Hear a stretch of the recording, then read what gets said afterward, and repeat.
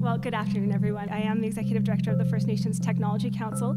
It has a really broad mandate in the province to connect all First Nations communities, 203 of them, to the internet and to mobile services, and to accelerate a theory of change that will see all Indigenous people not only connected, but defining, building, self-determining strong nations on their territories and in this country.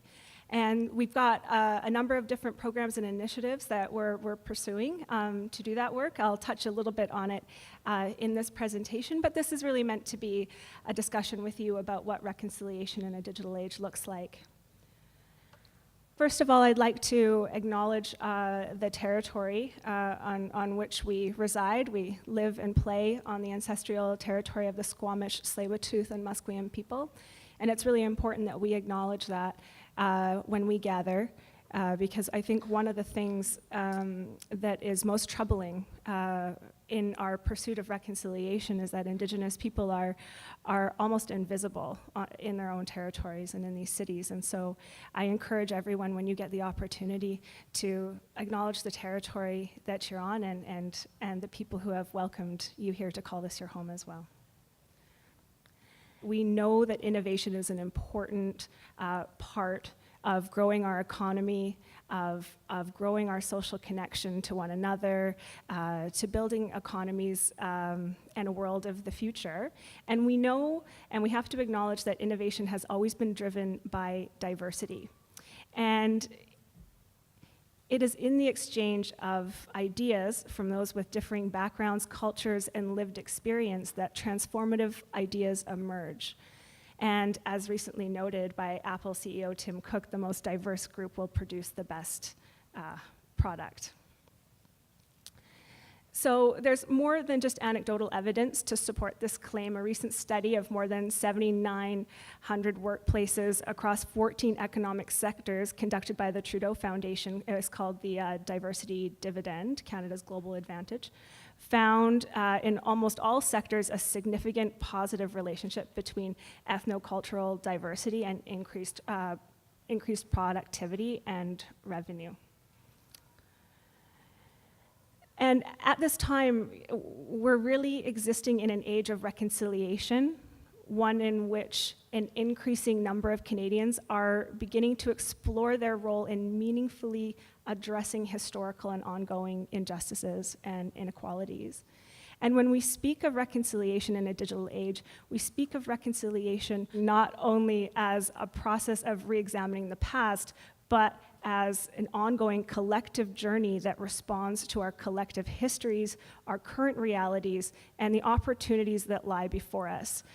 Indigenous peoples were the original innovators on these territories, and it's important that we understand what Indigenous peoples will contribute to ongoing innovation and advancement in this country when we have equitable access to the tools of a digital and connected economy.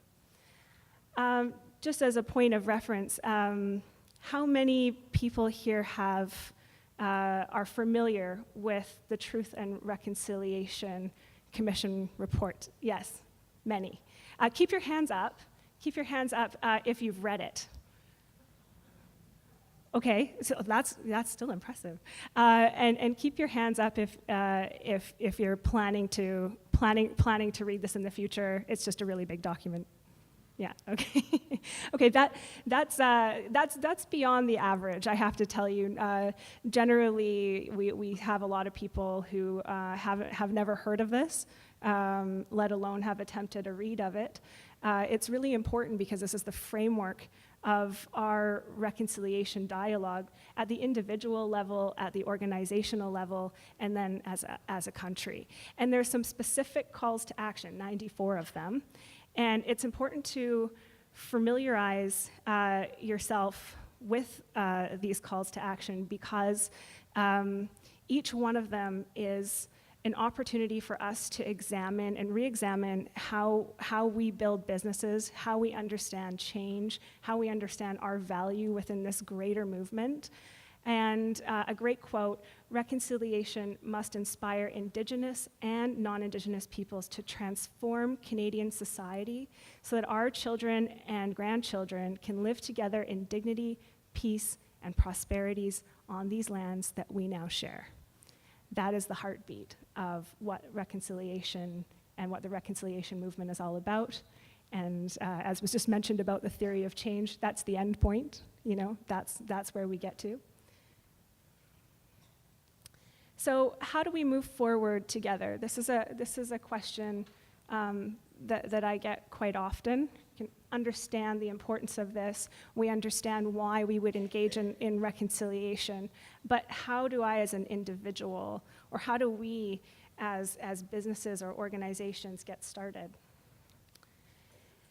One of the reasons the TRC is so important and so helpful is it's a guide. So call to action number 92 calls upon the corporate sector in Canada to adopt the United Nations Declaration on the Rights of Indigenous Peoples as a reconciliation framework and to apply its principles, norms, and standards to corporate policy and core operational activities involving Indigenous peoples and their lands and resources. So there's a lot behind this, and there's actually a number of subsections that you can start to understand where you and your work and the things that you care about fall into. Another piece, like I mentioned, 92.1, to commit to meaningful consultation, building respectful relationships, and obtaining the free, prior, and informed consent of Indigenous peoples before proceeding with economic development projects. So you've heard a lot about this one in the news, and probably have, you know, for the last at least 10 years. But certainly this is something that we're seeing very prevalent. Indigenous people's ability to literally stop projects, to stop from a nation-to-nation government perspective. Indigenous peoples have the right to determine what happens on their territory and to go through a consultation process that they have given the permission for a project to take place. And negotiations, these impact benefit agreements are what are negotiated when a resource development project goes through. But this applies to all different economies. Because we're here in British Columbia and because we're dealing with the forceful push through of pipeline projects here, this is what you're hearing about most often. But what we're talking about at the First Nations Technology Council is about our rights within the tech and innovation sector as well. And this is really important because this is the fastest growing segment of our economy in British Columbia, growing faster, we all know the statistic, growing faster than oil and gas, mining, fisheries, all combined.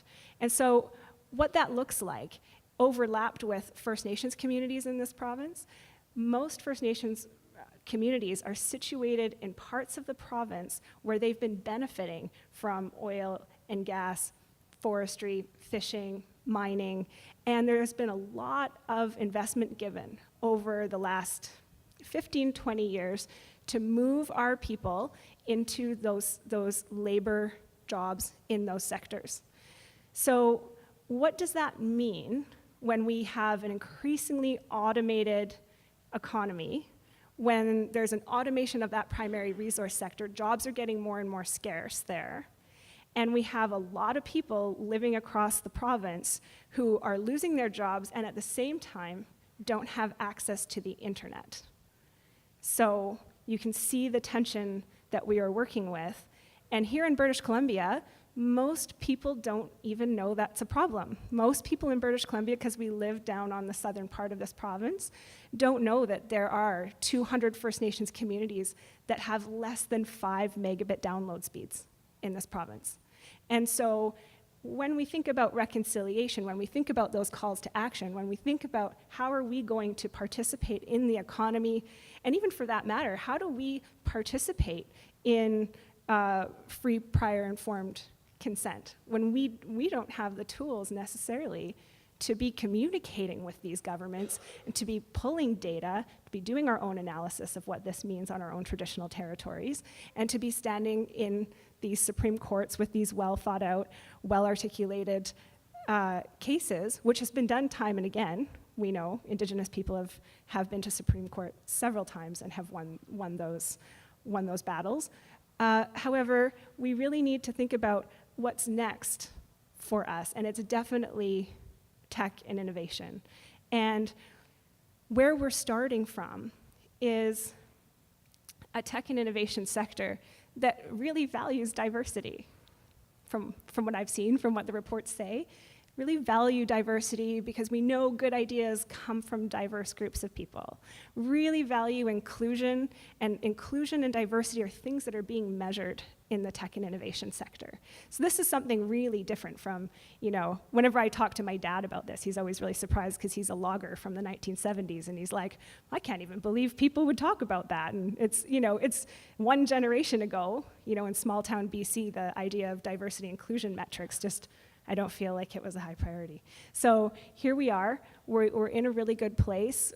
We've got a sector that's growing exponentially, and we've got some eyes on what diversity and inclusion mean. There's an extra added element to talking about diversity and inclusion when you're talking about Indigenous peoples, and some of the reason is because we are not represented. We are not represented in the sector at all. In BC, we actually are less than 1% in the tech and innovation sector, yet we have the youngest, fastest growing population in the country. So there's an opportunity there, and it speaks to Call to Action 92.2 to ensure that Aboriginal peoples have equitable access to jobs, training, and education opportunities in the corporate sector, and that Aboriginal communities gain long-term sustainable benefit from economic projects. So that's to say that Canada can't afford to lose the next generation of Indigenous business talent, and we face a unique opportunity to remake the once vibrant relationship between Indigenous peoples and businesses in the rest of Canada. So at the First Nations Technology Council, this is what we talk about every day, all day, is how do we address that call to action? How do we support the tech and innovation sector to achieve in that call to action? And how do we start to make Indigenous people, a lot of young Indigenous people who are coming through our programs, but how do we make sure all Indigenous people are aware of the opportunities in the tech and innovation sector, in entrepreneurship? How could we be thinking about the growth of local digital economies in First Nations communities once the internet happens there? I think that it's important to mention that in the past, I've been with the Technology Council for 6 years. When I started, we launched a mobile digital skills program where we sent computer labs around the province.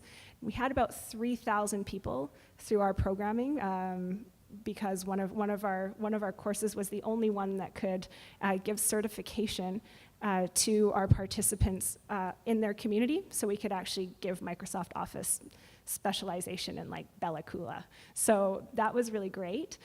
We've built the program out from there, and the reason for that is that going in and doing digital skills development training and then leaving doesn't really have the intended impact or any long-term legacy that is important if you're trying to lift an entire generation of people to become technologists and innovators. They need a lot more than 3 weeks exposure to Microsoft. So we took everything back, we rebuilt it, and what we built was foundations and futures in innovation and technology. So I just want to, for a couple minutes, share a little bit with you about this. So foundations and futures in innovation and technology is based off of some learning that we did in participating in the BC Tech report. So what we found as being part of these roundtables is that the problem identification that had to take place was to pull all of these stakeholders from across British Columbia, from the sector, from academia, and from the community, from not-for-profits like ours, to come together and understand what is the tech deficit in this province. There's a huge talent shortage, we all know that, and we undertook that really good work to understand, quantify exactly what that was going to look like. So as many of you probably know, it looks like roughly 92,000 jobs. We're going to be short 92,000 jobs by 2022 in the tech sector in BC. And so the government is working alongside industry to understand how do we fill those jobs. So looking at how can we change immigration policy?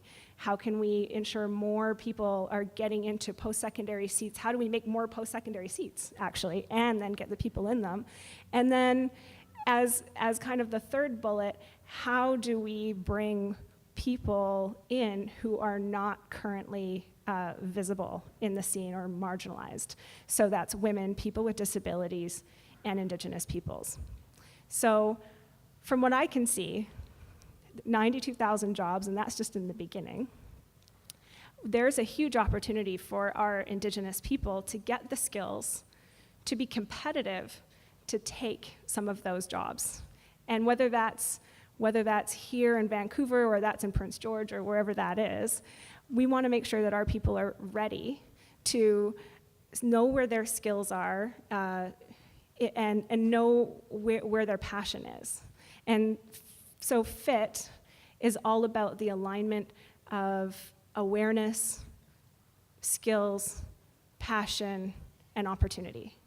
So in September, we'll be launching the first FIT cohort. We'll have 3,000 people through this program in 4 years, and we've moved it online thanks to our partners at Royal Roads University. So Indigenous people will be able to take this program online from anywhere at any time. And so that's starting to look like 4,000 or 5,000 people that could be reached because we've got face-to-face and online delivery. And one of the reasons I wanted to raise this to this room today is I know that everyone here is a not-for-profit innovator, problem solver. And I think that together, if we could have a program like Foundations and Futures in Innovation and Technology open up to the not-for-profit sector and potentially have our graduates doing their internships with potentially some of your companies, or if you're inspired to mentor some of our graduates, they will be going through a 12-week program. They're going to come out and they're going to be looking for mentors and internships. And the Technology Council has the resources to move some of our individuals into companies, small SMEs or larger ones, and we can pay those interns while they're with you and give them some mentorship from our side too while they're there. So I just wanted to raise that because it seems like a really exciting opportunity potentially for the leaders in this room. We also do a number of other initiatives in the province, one of them being that there's not a lot of data around what access to the internet and mobile services Indigenous people have. So there's no data at the community level, which makes it really, really difficult to make the case that we need infrastructure builds, that we need policy change. So something that we're doing is going around for the next 2 years and visiting all 203 First Nations communities in person to gather that data and to build those relationships and to recruit folks for our Foundations and Futures in Innovation program. So that'll be going on over the next couple of years, so you can expect to see a lot more data come forward on what the needs of Indigenous peoples are, and hopefully you'll see some good data coming forward on the number of Indigenous peoples moving in to the tech and innovation sector and launching their own businesses as well. So another one of the calls to action, 92.3, is around education for management and staff on the history of Aboriginal peoples, including the history and legacy of residential schools, the United Nations Declaration on the Rights of Indigenous Peoples, treaties and Aboriginal rights, Indigenous law, and Aboriginal Crown relations, and this will require skills-based training in intercultural competency, conflict resolution, human rights, and anti-racism. Can I see hands for people who have already done some cultural competency, awareness, training? Yeah, lots of folks. Yeah, this is a really important part of our next step together. It's really important that organizations like the Technology Council can build some programming and bring that forward to you as a potential partnership opportunity. And it's really important that we deepen our conversation and we encourage people around us to lead dialogues around TRC and the calls to action. And there's lots of resources on this on the Reconciliation Canada website that I really recommend. So say if you want to start having that conversation in your organization, whether you're working with Indigenous peoples right now or not, this is a really important first step to start having the dialogue, start understanding what the different viewpoints are on your team and what next steps might be. There's really good reading lists. We're posting these on the First Nations Technology Council website, so you can come check that out or go to Reconciliation Canada to read more. And reconciliation workshops, a cultural competency training, there's a few people that are doing this really well, and I'm more than happy to share recommendations with you if you have a certain setup that you want. There's some speakers that are great for a room of 500, and there's others that are great for facilitating a group of 10 or 12. The point is that we all have to start somewhere, and if any of this is interesting, please do let me know, and I can help to get you to the next step. So reconciliation is yours to achieve, and we owe it to each other to build a Canada based on our shared future, a future of healing and trust.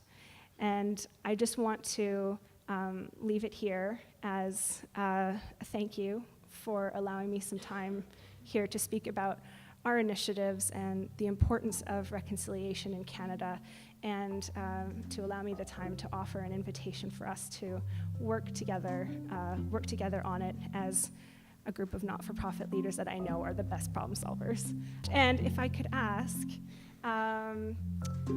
one more hand raise, if you would raise your hand if you can commit to reading the TRC this year.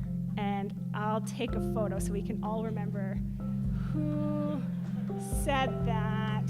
Keep them up. Amazing. Thank you so much, everyone.